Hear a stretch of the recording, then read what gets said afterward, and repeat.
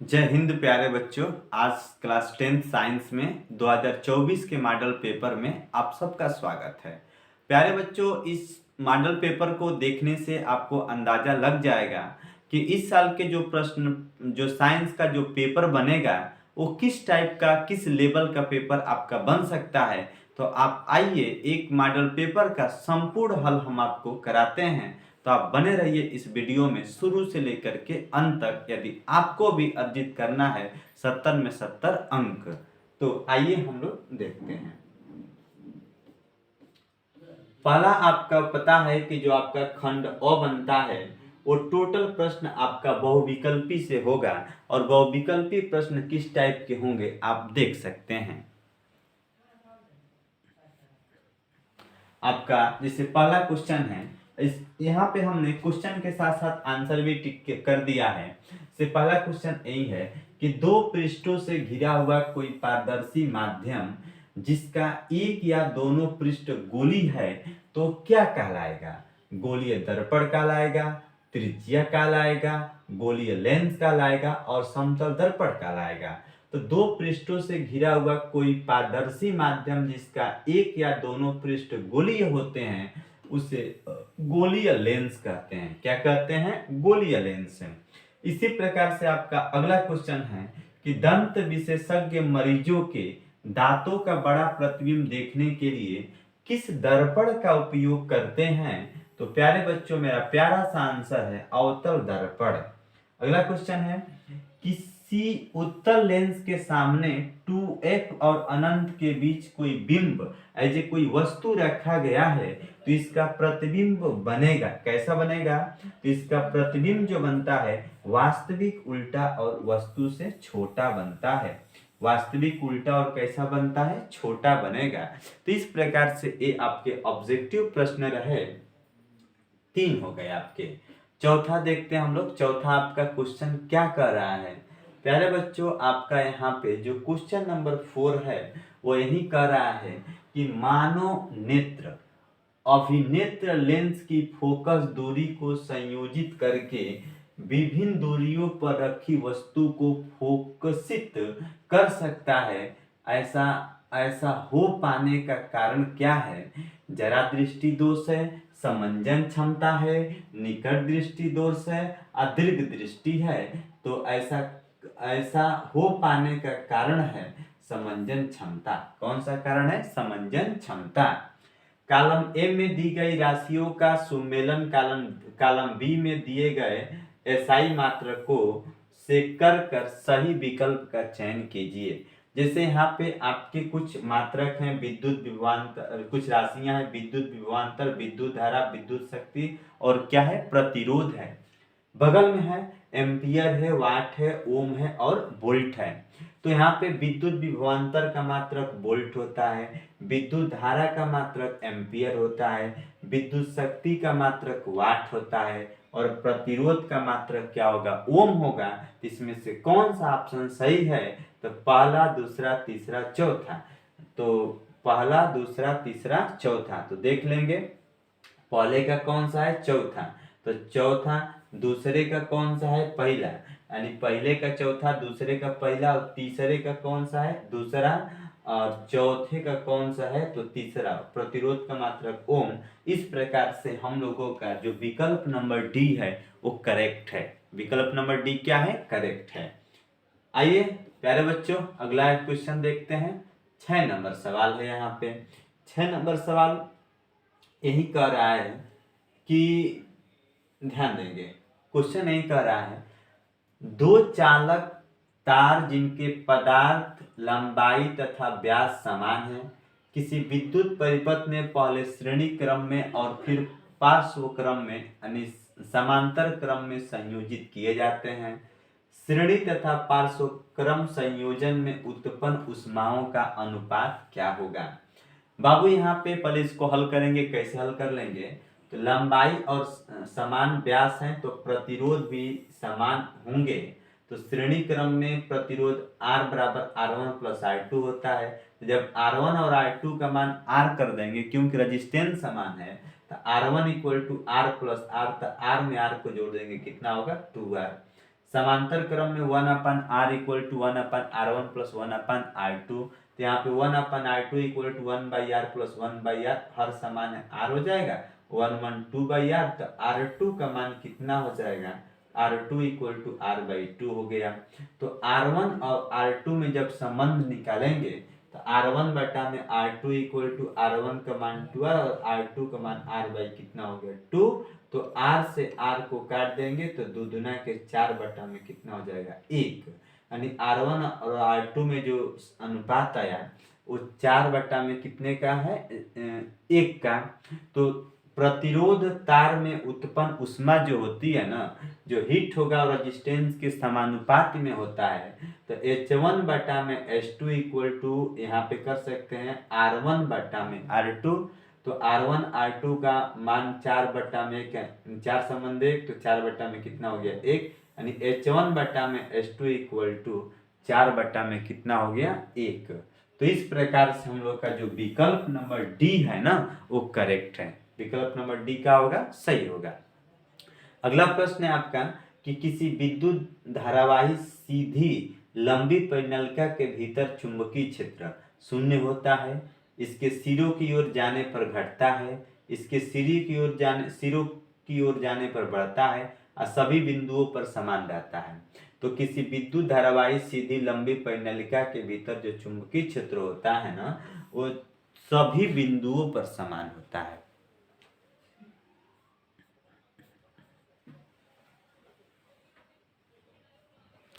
सभी बिंदुओं पर क्या होते हैं समान होते हैं।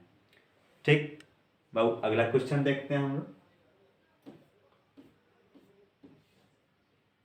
अब है उपखंड ख, बेंजीन का संरचनात्मक सूत्र क्या होता है। तो बेंजीन में आप लोग जानते हैं कि C6 और H6 होता है, तो इसका जो संरचनात्मक और जो करेक्ट सूत्र होगा वो ऑप्शन नंबर जो सी आपको नजर आ रहा है, ये सी वाला यानी ए वाला विकल्प आपका सही होगा। निम्नलिखित में समजातीय श्रेणी क्या होती है। समजातीय एक ऐसी श्रेणी जिसके बीच अंतर CH2 का अंतर समान हो उसको समजातीय श्रेणी कहते हैं। तो यहाँ पे CH3OH तथा CH2 H5 और क्या हो गया OH हो गया। तो यहाँ पे जो दो हमको नजर आ रहा है CH4 और C2H6, यानी पहला और चौथा जो विकल्प होगा वो करेक्ट होगा। क्या होगा ये करेक्ट होगा। आइए बाबू अगला क्वेश्चन देखते हैं। अगला क्वेश्चन यही कहता है कि पृथ्वी की भूपर्पटी में प्राकृतिक रूप से पाए जाने वाले तत्व या यौगिकों को क्या कहते हैं। तो पृथ्वी की भूपर्पटी में प्राकृतिक रूप में पाए जाने वाले तत्व या यौगिक को खनिज कहते हैं। क्या कहते हैं बाबू, खनिज कहते हैं। और दांतों का क्षय कब प्रारंभ होता है। तो जब मुंह, अगले चैप्टर में अगले वीडियो में हमने आपको पढ़ाया था कि जब मुंह का pH 5.5 से कम होता है ना तो दांतों का क्षय होना प्रारंभ हो जाता है, दांत हमारे क्या होते हैं गिरने लगते हैं। अगला क्वेश्चन है, एक कथन दिया हुआ है आपके सामने कि कथन यही है कि जिंक सल्फ्यूरिक अम्ल के साथ अभिक्रिया कर जिंक सल्फेट तथा हाइड्रोजन गैस बनाता है, यह एक विस्थापन अभिक्रिया है। सही में है, जिंक और सल्फ्यूरिक एसिड क्रिया करता है तो जिंक ने क्या किया कि इसको H2 को विस्थापित कर दिया, तो फिर आकर के SO4 के साथ सेटल हो गया, तो ZnSO4 हो गया और H2 गैस इसमें से क्या हो गई बाहर निकल गई। इसका तर्क आता है कि जिंक ऑक्सीजन के साथ अभिक्रिया कर जिंक ऑक्साइड बनाता है, यानी जो जिंक है ना वो ऑक्सीजन के साथ अभिक्रिया करके जिंक ऑक्साइड बनाता है। तो आपको बताना ये है कि दोनों कथन तथा तर्क सही है। तर्क सेकंड, अभिकथन का सही स्पष्टीकरण है। कथन फर्स्ट तथा तर्क सेकंड दोनों सही है, परंतु तर्क अभिकथन का स्पष्टीकरण नहीं करता है। आपका विकल्प नंबर जो बी है प्यारे बच्चों, यह बी वाला विकल्प आपका करेक्ट है। अगला क्वेश्चन यही है, निम्नलिखित रासायनिक समीकरण को पूर्ण कीजिए। NaOH है और ये बन गया है CH3COONA प्लस H2, तो इसमें कौन सा विकल्प करेक्ट है। तो NaOH की क्रिया जब हम लोग CH3 एसिटिक एसिड से कराएंगे ना, तो CH3COO क्या बनता है, H2O बन जाता है। चलिए बाबू, अगला सवाल है आपका खंड ग में। खंड ग आपका बायो से है, और बायो से प्रश्न यही आपका बनता है, अंतः श्वसन के दौरान वायु प्रवाह का सही मार्ग कौन सा है। नासाद्वार से कंठ में, कंठ से ग्रसनी में, ग्रसनली से श्वास नली में, इसके बाद से फेफड़े में। नहीं बाबू, अंतः श्वसन के दौरान वायु प्रवाह का जो सही मार्ग है वह नासाद्वार से ग्रसनी में, ग्रसनी से कंठ में, कंठ से श्वास नली में, और श्वास नली से कुपिकाय में। कहाँ पर, कुपिकाय में। ये जो है आपका मार्ग सही है। अगला क्वेश्चन एक आता है, निम्नलिखित कथन तथा कारण को पढ़कर दिए गए विकल्पों में से सही विकल्प का आप चयन कीजिए। विकल्प इस प्रकार से हैं। कथन है, पिता से प्राप्त क्रोमोसोम से बच्चों के लिंग का निर्धारण होता है। इसका कारण दिया है, मानव पुरुष में एक X और एक Y गुणसूत्र होता है। इसका करेक्ट आंसर क्या होगा, तो कथन और कारण दोनों सत्य है, और कारण कथन की सही व्याख्या करता है, इसलिए आपका जो विकल्प नंबर ए है वो करेक्ट है। कि कथन और कारण माने पिता से प्राप्त क्रोमोसोम से बच्चों के लिए लिंग का निर्धारण होता है। इसका कारण यही है कि मानव पुरुष में एक X और एक Y गुणसूत्र होता है, इसीलिए कहा गया है कि कथन और कारण दोनों ही सही है, और कारण कथन की सही रूप से व्याख्या करता है। अगला क्वेश्चन है कि विद्युत आवेग के प्रवाह की सही दिशा कौन सी है। तो विद्युत आवेग के प्रवाह की सही दिशा की अगर बात की जाए तो ये वाला आपका ऑप्शन क्रम सही होगा, क्योंकि ये जो आपको दिखाई दे ना, न्यूरॉन है। क्या है, न्यूरॉन है। तो ये सब में देखिए अलग अलग है, और इसमें क्या है, सबसे अलग है। होता क्या है कि जो तंत्रिका आवेग ऐसे कह सकते हैं, तंत्रिका आवेग डेंड्राइट में शुरू होते हैं, कोशिकाएं शरीर की ओर बढ़ते हैं, और फिर अक्ष तंतु के नीचे की ओर बढ़ते हैं। तो एक तंत्रिका आवेग विद्युत और रासायनिक संकेतों के रूप में न्यूरॉन के साथ साथ, ये न्यूरॉन है, और इसी के साथ साथ यात्रा करता है, और अक्ष तंतु टिप एक सिनेप्स पर समाप्त होती है। तो सिनेप्स प्रत्येक स्तंतु टिप और अगली रचना के बीच का एक जंक्शन होता है, जो ये वाला भाग हम लोग इस न्यूरॉन में दिखाई पड़ रहा है। अगला क्वेश्चन है कि थायरॉक्सिन के बारे में कौन कौन सा कथन सही नहीं है। थायरॉक्सिन के बारे में कौन कौन सा कथन है जो कि करेक्ट आपका जवाब इसका नहीं हो सकता है। थायरॉक्सिन के संश्लेषण के लिए लवण आवश्यक होता है। यह शरीर में कार्बोहाइड्रेटों, प्रोटीन और वसाओं के उपापचय का नियमन करता है। थायरॉक्सिन के संश्लेषण के लिए थायराइड ग्रंथि को आयोडीन की आवश्यकता होती है, और थायरॉक्सिन के थायराइड को हार्मोन भी कहते हैं। नहीं, आपका इसके लिए जो सही माने ए, आपके जो ए और ए तीनों ऑप्शन सही हैं, लेकिन थायरॉक्सिन के बारे में कौन कथन सही नहीं है। तो जो थायरॉक्सिन के संश्लेषण के लवण आवश्यक है, यही हम लोग का कथन सही नहीं है। ये वाला मतलब कह सकते हैं सही नहीं है। इन्हें पूछा है कौन सही नहीं है, तो आपका पहला वाला जो ऑप्शन है वो सही नहीं है। चलिए अगला क्वेश्चन यही है प्यारे बच्चों, जनन की अलैंगिक विधि से उत्पन्न संतति में परस्पर अधिक समानता होती है। क्यों? क्योंकि अलैंगिक जनन में केवल एक ही जनन भाग होता है। अलैंगिक जनन में युग्मक शामिल नहीं होते हैं। अलैंगिक जनन लैंगिक जनन से पहले होता है, अलैंगिक जनन लैंगिक जनन के बाद होता है। आपका अलैंगिक जनन में ही केवल एक जनक भाग होता है, और उसके बाद से मैं आपको बता दूं कि अलैंगिक जनन में युग्मक शामिल नहीं होते हैं, यानी आपका पहला और जो दूसरा विकल्प है ये सही है। प्यारे बच्चों, एक आहार श्रृंखला में तीसरे पोषी स्तर पर हमेशा कौन होता है? तो मांसाहारी प्राणी होते हैं। एक आहार श्रृंखला में तीसरे पोषी स्तर पर हमेशा कौन होता है?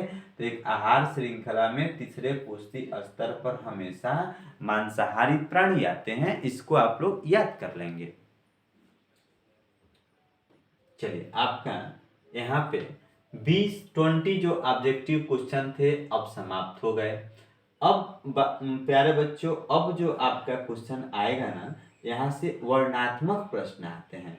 वर्णनात्मक प्रश्न का मतलब ये हो गया कि अभी तक तो आपको जो 20 क्वेश्चन हमने बताया साइंस का, उसको उमार पे आप आंसर देंगे। अब वर्णनात्मक प्रश्नों की बात करेंगे कि वर्णनात्मक प्रश्नों के जवाब सर हम लोग किस प्रकार से देंगे। जैसा कि आपका क्वेश्चन है कि दूरदृष्टि दोष किसे कहते हैं, कितने प्रकार के होते हैं, हमें आकाश में इंद्रधनुष केवल वर्षा के पश्चात ही क्यों दिखाई देता है। पहले तो आंसर देंगे कि सर ये दूरदृष्टि दोष ही कहते किसे हैं। तो आप जानते हैं कि जब किसी वस्तु का प्रतिबिंब रेटिना पर नहीं बनता है तो वह वस्तु व्यक्ति को स्पष्ट दिखाई नहीं देता है, तो इसे ही नेत्र का दृष्टि दोष कहा जाता है। तो यहाँ पे हम लोगों से दूरदृष्टि दोष नहीं पूछा था बाबू, दृष्टि दोष किसे कहते हैं। तो जब किसी वस्तु का प्रतिबिंब रेटिना पर नहीं बनेगा तो वह वस्तु व्यक्ति को स्पष्ट रूप से दिखाई नहीं देगा, तो इसे ही नेत्र का दृष्टि दोष कहते हैं। ये दृष्टि दोष आपके 3 प्रकार के होते हैं, दूरदृष्टि दोष, निकट दृष्टि दोष और दूर दृष्टि दोष, निकट दृष्टि दोष, और क्या होते हैं, जरा दृष्टि दोष होता है। दूसरा, अब पहले क्वेश्चन का आंसर आपको इसी भाषा में लिखना है जैसा हमने लिखे। उसके बाद से हमें आकाश में इंद्रधनुष केवल वर्षा के पश्चात ही क्यों दिखाई देते हैं। तो बाबू, वर्षा के पश्चात जल की जो कुछ बूंदें होती है ना, वायुमंडल में लटकी रहती हैं और गुरुत्व के कारण उनका आकार छोटे प्रिज्म की तरह व्यवहार करता है। जब छोटे प्रिज्म की तरह व्यवहार करता है, जब प्रकाश की किरणें इन बूंदों पर पड़ती है तो श्वेत प्रकाश अपने अवयवी रंगों में बट जाता है, यानी कि विभक्त हो जाता है, जिसके कारण आकाश में हमें इंद्रधनुष दिखाई पड़ते हैं। जिसके कारण हमें आकाश में कौन से धनुष दिखाई पड़ते हैं, इंद्रधनुष दिखाई पड़ते हैं। तो इस बात को आप लोग याद रखे रहिएगा। अगला क्वेश्चन है, उत्तल लेंस को अभिसारी लेंस क्यों कहा जाता है और अवतल दर्पण तथा उत्तल दर्पण के उपयोग क्या है। इससे 2 नंबर, इससे 2 नंबर, यानी आपके ये 4 नंबर का क्वेश्चन है बाबू। इस साल के प्रश्न पत्र में आपका पूछा गया है, जो बोर्ड ने जारी किया है। तो आप जानते हैं कि उत्तल लेंस पर मुख्य अक्ष के समांतर आने वाली प्रकाश की किरणें लेंस से अपवर्तन के पश्चात एक बिंदु पर केंद्रित होती, यानी कि मिलती हैं, अर्थात यह प्रकाश की किरणों को अभिसारित करती है। इसलिए उत्तल लेंस को कौन सा लेंस कहते हैं, अभिसारी लेंस कहते हैं। और अवतल दर्पण उत्तल दर्पण के उपयोग की बात कर ली जाए कि इसके उपयोग क्या होते हैं, तो अवतल दर्पण चेहरा देखने में सेविंग दर्पण के रूप में दांत, नाक, कान, गला, डॉक्टर भी इसका उपयोग करते हैं।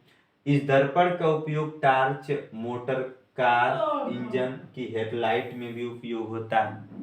और उत्तल दर्पण का उपयोग स्कूटर, बाइक, कार आदि में साइड मिरर के रूप में किया जाता है।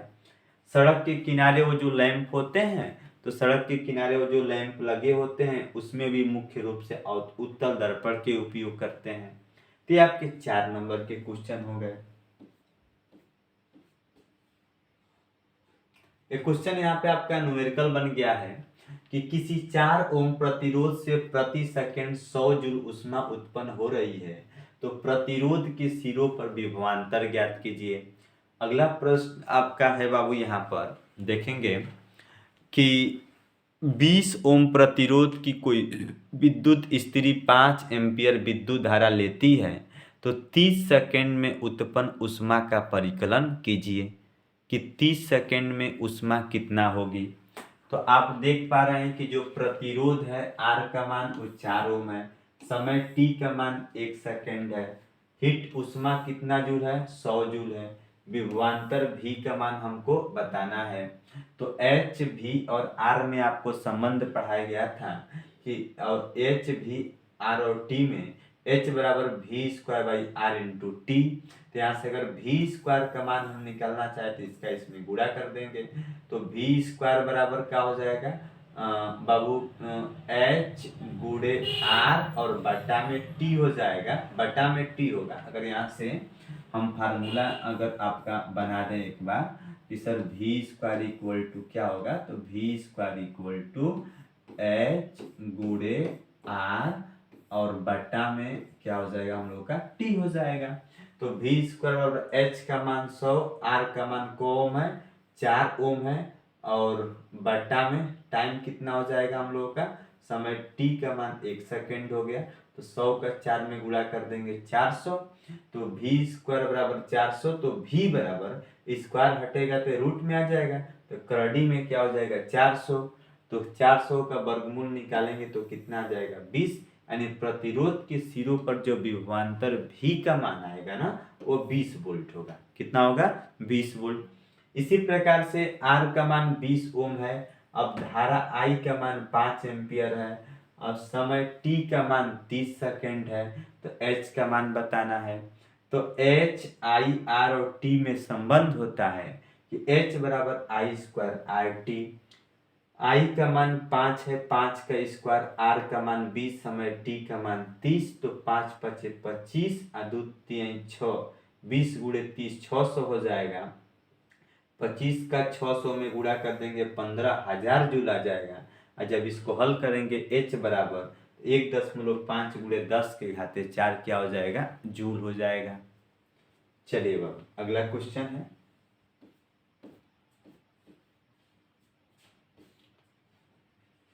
क्वेश्चन देखिए, ये भी बहुत ही शानदार है कि दो चुंबकीय क्षेत्र रेखाएं एक दूसरे को परस्पर क्यों नहीं प्रतिच्छेद करती हैं। चुंबक क्षेत्र रेखाओं के गुण को लिखिए और किसी चुंबकीय क्षेत्र में स्थित धारावाही चालक पर आरोपित बल अधिकतम होता है। ये आपको आंसर लिखना है। और टोटल कितने नंबर के हैं 6 नंबर के। तो पहले क्वेश्चन देते हैं कि दो चुंबकीय क्षेत्र रेखाएं या बल रेखाएं एक दूसरे को काटती क्यों नहीं है। तो बाबू यदि दो चुंबकीय क्षेत्र रेखाएं एक दूसरे को प्रतिच्छेद करेंगी तो कटान बिंदु पर दो स्पर्श रेखाएं हो जाएंगी जो कि उस बिंदु पर दो बल रेखाओं की दिशा को प्रदर्शित करेंगे। से एक चुंबकीय बल रेखा एक चुंबकीय बल रेखा है और दोनों एक दूसरे को काटेंगे तो यहाँ पर दिशाएं कितनी हो जाएंगी 2 हो जाती हैं, जो कि संभव नहीं है। तथा चुंबकीय क्षेत्र रेखाएं एक दूसरे को कभी प्रतिच्छेद नहीं कर सकती हैं। तो आप यही कह सकते हैं कि दो चुंबकीय बल रेखाएं एक दूसरे को इसलिए नहीं काटेंगी कि इसके कटान बिंदु पर इस प्रकार से दो दिशाएं हो जाएंगी, चाहे दो बलों की दिशा को प्रदर्शित करेगी, जो कि ऐसा संभव नहीं है। चलिए अगला क्वेश्चन आपका हो जाएगा यहाँ पे कि चुंबक क्षेत्र रेखाओं के गुण क्या क्या होते हैं। तो चुंबक क्षेत्र रेखाओं के अगर गुण की हम लोग बात करें कि चुंबक क्षेत्र रेखाओं के गुण क्या होते हैं, तो पहला गुण यही है कि चुंबकीय क्षेत्र रेखाएं चुंबक के बाहर उत्तरी ध्रुव से दक्षिणी ध्रुव की ओर तथा चुंबक के अंदर दक्षिणी ध्रुव से उत्तरी ध्रुव की ओर चलते हैं। दूसरा ये होता है कि चुंबकीय क्षेत्र रेखाएं बंद सतत तथा वृत्ताकार पथ के रूप में पाई जाती है। दो चुंबकीय क्षेत्र रेखाएं एक दूसरे को कभी काटती नहीं है। चुंबकीय क्षेत्र रेखा के किसी भी बिंदु पर खींची गई स्पर्श रेखा उस बिंदु पर चुंबकीय क्षेत्र की दिशा को प्रदर्शित करती हैं। ये है चुंबकीय क्षेत्र रेखा जिसको चुंबकीय बल रेखा कहते हैं। ये उसके गुण हो गए। अबे बाबू की किसी चुंबकीय क्षेत्र में स्थित विद्युत धारावाही चालक पर आरोपित बल को ज्ञात करने का फार्मूला यही होता है कि बल F बराबर IBL साइन थीटा। अतः अधिकतम बल के लिए साइन थीटा बराबर 1 रख देते हैं, अर्थात थीटा का मान कितना रख देंगे 90 अंश। तो जब धारावाही चालक पर चुंबकीय क्षेत्र के लंबवत रखा जाएगा, जब धारावाही चालक चुंबकीय क्षेत्र के लंबवत रखा जाएगा तो चालक पर लगने वाला बल क्या होता है अधिकतम होता है। तो इस प्रकार से इन बड़े कुछ प्रश्नों को आपको तैयार करना है। अगला क्वेश्चन यही है बाबू, इसका अथवा में करके रहेगा कि फ्यूज तार तथा विद्युत संधारित्रों का बचाव किस प्रकार से करते हैं। धारावाही परिनलिका के उपयोग द्वारा किन अवस्थाओं में अस्थायी विद्युत वाहक बल अस्थायी विद्युत चुंबक प्राप्त किया जाता है। परिपथ आरेख खींचकर उत्तर की पुष्टि कीजिए। तो फ्यूज तार जो होता है ना, फ्यूज तार की अगर बात करें तो फ्यूज तार धातु का पतला कम गलनांक वाला तार होता है।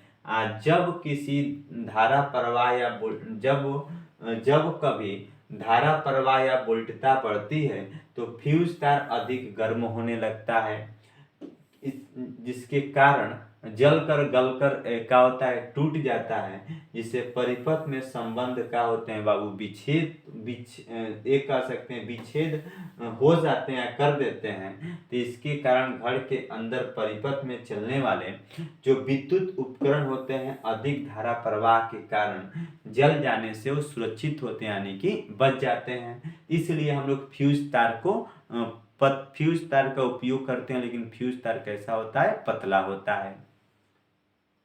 और यहाँ पे क्वेश्चन था कि परिनलिका से संबंधित आप देख पा रहे होंगे, यह प्यारे बच्चों ये जो आपको दिखाई दे रहा है ये फिगर, यहाँ पे देखिए ये धारावाही परिनलिका है। तो धारावाही परिनलिका के उपयोग से क्या करते हैं ना, अस्थायी चुंबक प्राप्त करने के लिए निम्नलिखित शर्तें होनी चाहिए। पहली शर्त ये होती है कि परिनलिका के अंदर किसी छड़ को स्टील या एल्निको की कोर पर तार लपेट कर बनाया जाना चाहिए, जिससे चुंबकित होने के पश्चात देर तक चुंबकीय गुण होना चाहिए। तो यह जो आपको दिखाई पड़ रहा है ना, यह एक प्रकार का यह जो आपको दिखाई दे रहा है, एक ये वायर होता है आपका, एक यहाँ से एक वायर हो गया, ठीक है, एक ये ऊपर वाला वायर होता है। इसके अंदर क्या करते हैं बाबू, छड़ के अंदर की छड़ को स्टील या एल्निको की कोर पर स्टील या एल्निको की कोर होती है, और इसी पर क्या करते हैं, वायर को पूरी अच्छी तरह से हम लोग लपेट देते हैं, जिससे चुंबकित होने के पश्चात देर तक इसमें चुंबकीय गुण होता रहता है। जब वायर को लपेट करके इसमें विद्युत धारा प्रवाहित करते हैं ना, तो इस जो परिनलिका होती है, इस परिनलिका में जो है कि विद्युत धारा के कारण चुंबकीय क्षेत्र उत्पन्न हो जाता है। और परिनलिका में डीसी प्रवाहित होनी चाहिए, परिनलिका में डीसी धारा प्रवाहित होनी चाहिए, और परिनलिका में लपेटे गए तार के फेरों की संख्या अधिक और सघन होना चाहिए, जिससे इसके भीतर एक प्रबल एक समान रूप से चुंबकीय क्षेत्र उत्पन्न हो सके। तो यह हो गई आपकी परिनलिका। परिनलिका का मतलब कि एक खोखला और बेलनाकार पाइप होता है, इस पर तांबे के तार को पूरी अच्छी तरह से लपेट देते हैं, और जब इसमें विद्युत धारा को हम लोग प्रवाहित करते हैं लपेट करके, तो जो खोखला बेलनाकार पाइप होता है ये चुंबक की भांति व्यवहार करता है। तो इसे ही हम लोग क्या कहते हैं, परिनलिका कहते हैं। और परिनलिका किस प्रकार से उपयोग किए जाते हैं।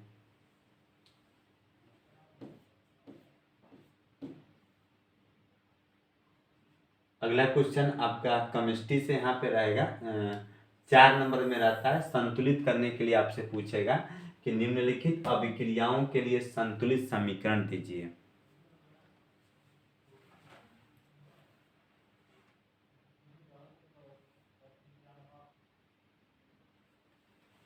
संतुलित समीकरण आपके यही है कि तनु सल्फ्यूरिक अम्ल दानेदार जिंक के साथ अभिक्रिया करता है, तनु हाइड्रिक अम्ल मैग्नीशियम पट्टी के साथ अभिक्रिया करता है, नाइट्रिक हाइड्रोजन गैस से संयोग करके अमोनिया बनाता है, हाइड्रोजन सल्फाइड गैस वायु में दहन होने पर जल एवं सल्फर डाइऑक्साइड बनाता है।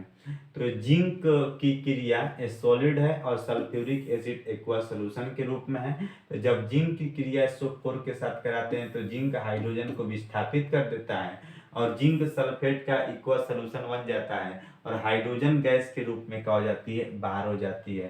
पुनः मैग्नीशियम की क्रिया हाइड्रोक्लोरिक अम्ल से कराते हैं तो MgCl2 बनता है और यहाँ पर भी H2 को Mg क्या करता है, विस्थापित कर देता है। और यहाँ पे नाइट्रोजन की जब क्रिया 3H2 से कराते हैं तो हमारा क्या बनता है, वो अमोनिया बनता है। और 2H2S हाइड्रोजन सल्फाइड की क्रिया 3O2 से कराते हैं तो जल और सल्फर डाइऑक्साइड गैस बनता है। इस प्रकार से आपके ये बैलेंस समीकरण दिए रहेंगे और ये हिंदी के रूप में लिखा रहेगा और इसका केमिकल सूत्र आपको लिख करके रासायनिक समीकरणों को संतुलित करना पड़ता है।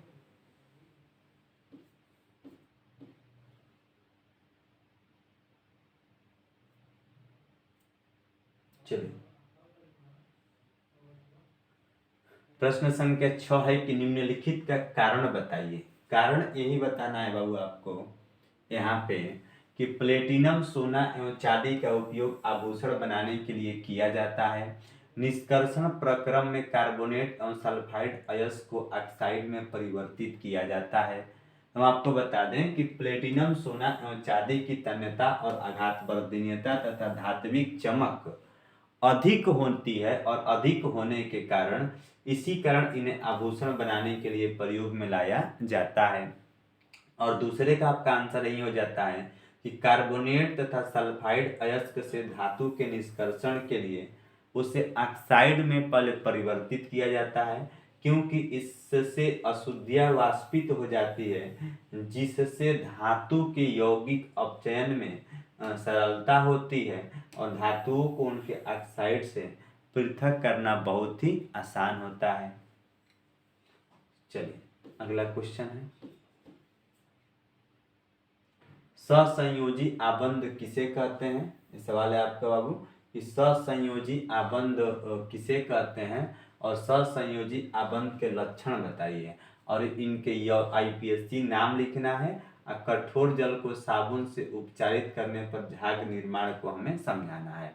तो सहसंयोजी आबंध क्या होते हैं, तो रासायनिक या एक प्रकार का रासायनिक आबंध होता है जिसमें परमाणुओं के बीच इलेक्ट्रॉन युग्मों का सभाजन मतलब शेयरिंग होता है, यानी इलेक्ट्रॉनों का आदान प्रदान होता है। तो इसे इस सहसंयोजी आबंधन में अनेक प्रकार की पारस्परिक क्रियाएं होती हैं। तो इस प्रकार के आबंध को जब इलेक्ट्रॉनों का आदान प्रदान होता है तो इसे हम लोग क्या कहते हैं, तो यहाँ पे हमने बताया इलेक्ट्रॉनों के युग्मों का नहीं जोड़ों का सभाजन मतलब कि शेयरिंग होती है। शेयरिंग आदान प्रदान नहीं कर सकते, यहाँ पे शेयरिंग का मतलब क्या हो गया कि साझेदारी होती है। जब इलेक्ट्रॉन को साझेदारी होती है तो वहाँ पे हम लोगों का सहसंयोजी बंध बनता है, यानी साझे का बंध बनेगा। इसके लक्षण यही होते हैं कि इसमें क्वथनांक व गलनांक कम होता है, ये सामान्यतः गैस या द्रव अवस्था में होते हैं, ये विद्युत के कुचालक होते हैं, ये ध्रुवी और अध्रुवी यौगिक होते हैं। ध्रुवी और अध्रुवी क्या होते हैं, यौगिक होते हैं। तो जब दो परमाणुओं के बीच इलेक्ट्रॉनों का शेयरिंग होगा तो इस प्रकार से बनने वाले बंध को सहसंयोजी आबंध कहते हैं।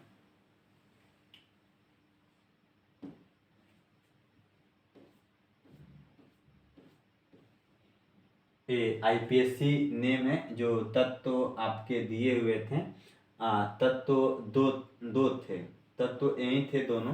पहला तत्व आपका जो आपका पहला तत्व था कंपाउंड है कि CH3CH2CHO, इसका IPSC नेम होता है प्रोपेनल। CH3COCH3 इसका IPSC नेम होता है प्रोपेनोन। क्या होगा, प्रोपेनल और प्रोपेनोन। तो तत्वों का IPSC नेम लिखना आप बिल्कुल ही सीख जाएंगे। अगला क्वेश्चन था कठोर जल वाला कि कठोर जल में कैल्शियम और मैग्नीशियम के आयन होते हैं, जो यह आयन साबुन के साथ अभिक्रिया करके कैल्शियम और मैग्नीशियम के लवण बनाते हैं, जो जल में अघुलनशील होते हैं। इन्हें अघुलनशील कैल्शियम और मैग्नीशियम लवणों के कारण झाग का निर्माण नहीं होता है। झाग का निर्माण नहीं होता है, इसी कारण से कठोर जल को साबुन से उपचारित करने पर झाग का निर्माण होता है और इसी बात को हम लोग को आपको समझाना था। ये देखिए टिप्पणी है, टिप्पणी आपसे अक्सर करके पूछ ही ली जाती है। टिप्पणी यही है कि विकृत गंधिता रेडॉक्स अभिक्रिया और स्टिकरण अभिक्रिया क्या होती है।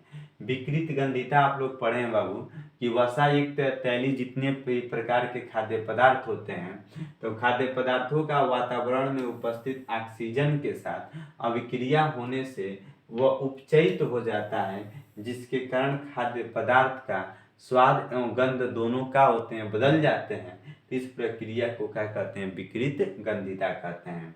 रेडॉक्स अभिक्रिया आप लोग अभी अगले ही वीडियो में पढ़े थे कि ऐसी अभिक्रिया जिसमें ऑक्सीजन व अपचयन अभिक्रिया, ऐसे कर सकते हैं ऐसी अभिक्रिया जिसमें ऑक्सीजन व अपचयन अभिक्रिया दोनों साथ साथ होती हैं, तो इस प्रकार की अभिक्रिया को क्या कहते हैं? रेडॉक्स अभिक्रिया कहते हैं।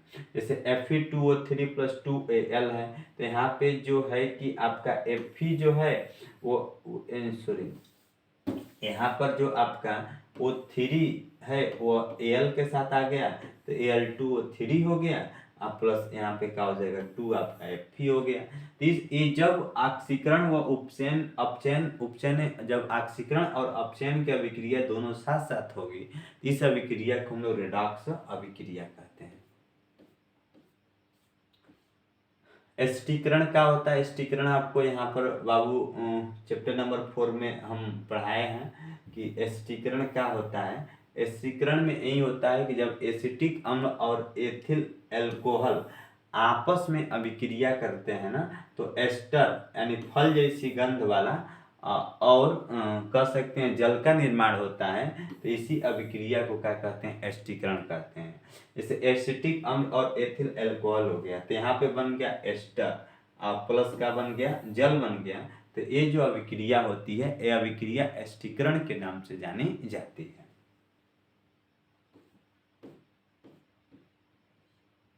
खंड ग अब आपका बायो है, तो बायो थोड़ा सा हम लोग देख लेते हैं कि जैव निम्नीकरण और जैव निम्नीकरण पदार्थों के बीच अंतर बताइए। तो जैव निम्नीकरण और गैर जैव निम्नीकरण क्या होते हैं? तो जैव निम्नीकरण में बता देंगे कि वे अपशिष्ट पदार्थ जिनका जैविक कारकों द्वारा अपघटन हो जाता है उसे जैव निम्नीकरण अपशिष्ट कहलाते हैं। जैसे घरेलू कचरा, रुई, पट्टी, जैव चिकित्सीय जो अपशिष्ट होते हैं जैव निम्नीकरण में आते हैं। गैर जैव निम्नीकरण क्या होते हैं? तो वे अपशिष्ट पदार्थ जिनका जैविक कारकों के द्वारा अपघटन नहीं होता है वो अजैव निम्नीकरण या अपशिष्ट कहलाते हैं। जैसे प्लास्टिक की बोतलें, पॉलीथीन, कांच और सिरिंज आदि जो हैं वो गैर जैव निम्नीकरण में आते हैं। इस प्रकार से इसका आंसर देना, ये भी आपका 4 नंबर का रहेगा। अगला आपका है कि निम्नलिखित चित्र में अंतःस्रावित ग्रंथियों को नामांकित कीजिए। तो ये आपका जो फिगर है, इस फिगर में जो अंतःस्रावित ग्रंथियाँ होती है, जैसे कि मान लीजिए पीनियल काय ग्रंथि, पिट्यूटरी ग्रंथि, थायराइड तथा पैराथायराइड ग्रंथि और थाइमस ग्रंथि होती है। तो इन्हीं सबको आपको चित्र बना करके पूरी अच्छी तरीके से बताना है। अगला है कि निम्नलिखित गद्यांश को पढ़कर प्रश्नों के उत्तर दीजिए। एक गद्यांश है, हम आपके सामने पढ़ रहे हैं। गद्यांश आपका यही है कि इस व्याख्या इस तथ्य में निहित है कि मानव के शरीर गुणसूत्र पूर्ण रूपेण युग्म नहीं होते। मानव में अधिकतर गुणसूत्र माता और पिता के गुणसूत्र के प्रतिरूप होते हैं। इनकी संख्या 22 जोड़े हैं, परंतु एक युग्म जिसे लिंग गुणसूत्र कहते हैं जो सदा पूर्ण जोड़े में नहीं होते हैं। स्त्री में गुणसूत्र का पूर्ण युग्म होता है तथा दोनों एक्स कहलाते हैं, लेकिन पुरुष नर में यह जोड़े परिपूर्ण जोड़ा नहीं होता है, जिसमें एक गुणसूत्र सामान्य आकार का एक्स होता है तथा दूसरा गुणसूत्र छोटा होता है जिसे वाई गुणसूत्र कहते हैं। अतः स्त्रियों में एक्स एक्स तथा पुरुष में एक्स वाई गुणसूत्र होते हैं। क्या अब हम एक्स और वाई का वंशानुगत पैटर्न पता कर सकते हैं?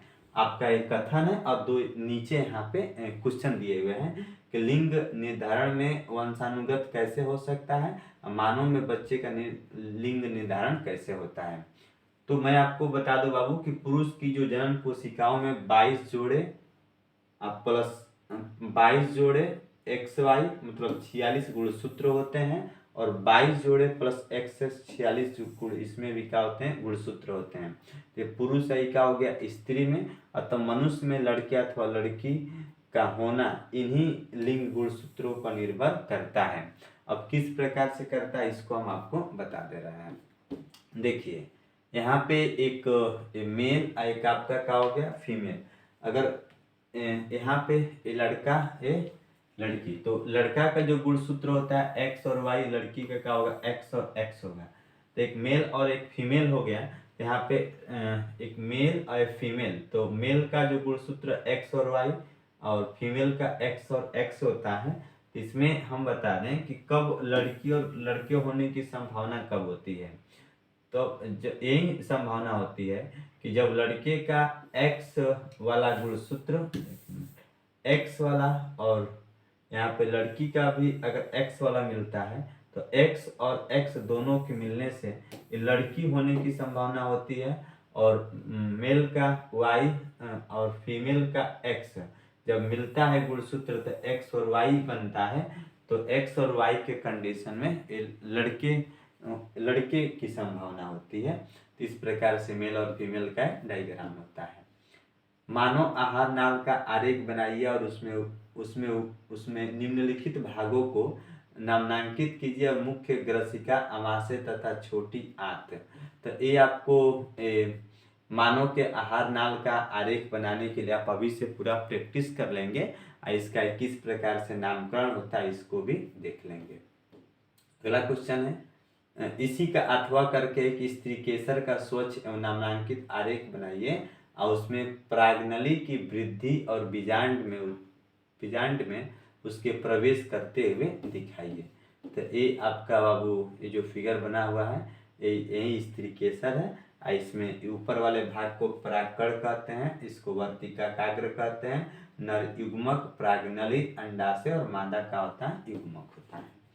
तो इस प्रकार से आपने देखा ये जो आपकी संपूर्ण क्लास 10th ये जो साइंस का, यानी कि साइंस का जो 70 नंबर का पेपर था 2024 का प्रतिदर्श प्रश्न पत्र था, इसको हमने आप लोग को सॉल्व कराया।